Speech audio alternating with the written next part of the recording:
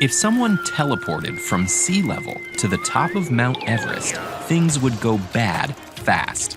At an altitude of 8,848 meters, barometric pressure is approximately 33% of what it is at sea level. This means there's significantly less oxygen in the air, and our teleported individual would likely suffocate in minutes. However, for people that make this same journey over the course of a month, it's possible to survive at the peak for hours. So what can happen to our bodies in just 1 month that allows us to endure this incredible altitude? Let's imagine you're one of the 5.8 billion people living less than 500 meters above sea level. When you take a breath at this altitude, your lungs fill up with air composed of numerous gases and compounds. Most important among these are oxygen molecules, which bond to the hemoglobin in your red blood cells. Blood then circulates throughout your body, bringing essential oxygen to all your cells. But as altitude increases, the air starts to get thinner. The relative amounts of each compound remain the same well into the upper atmosphere, but overall, there's less oxygen for our bodies to absorb.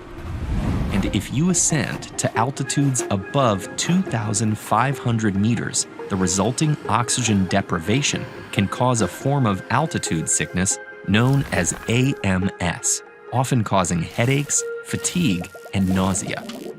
Fortunately, AMS only happens when we ascend too fast, because our bodies have numerous ways of adapting to high altitudes.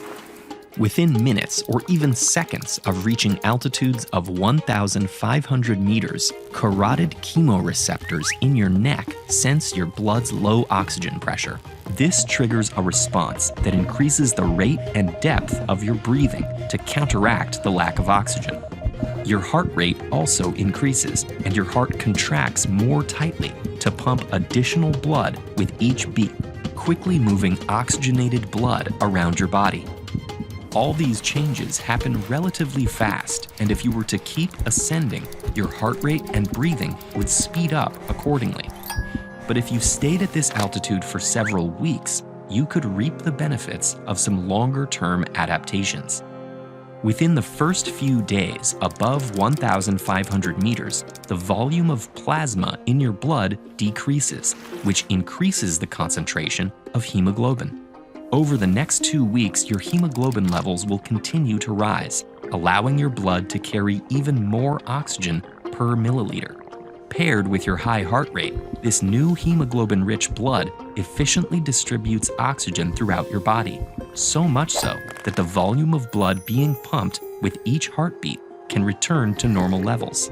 Over this same time, your breathing also increases even further in a process called ventilatory acclimatization. After this several weeks of extended acclimatization, your body has made enough significant changes to climb even higher. However, you'll still have to spend additional time acclimating along the way, often climbing back down to recover before ascending even higher. Because the summit of Everest isn't just high, it's the highest place on Earth. And at altitudes above 3,500 meters, our bodies are under incredible stress. Arteries and veins in the brain dilate to speed up blood flow, but our smallest blood vessels, called capillaries, remain the same size.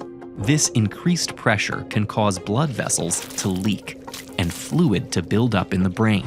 A similar issue can occur in the lungs, where low oxygen causes blood vessels to constrict, leading to more leaking vessels and fluid buildup. These two conditions, known as HACE and HAPE respectively, are incredibly rare, but can be life-threatening if not dealt with quickly. Some Tibetans and South Americans with family histories of living at high altitude have genetic advantages that can prevent minor altitude sickness, but even they aren't immune to these severe conditions.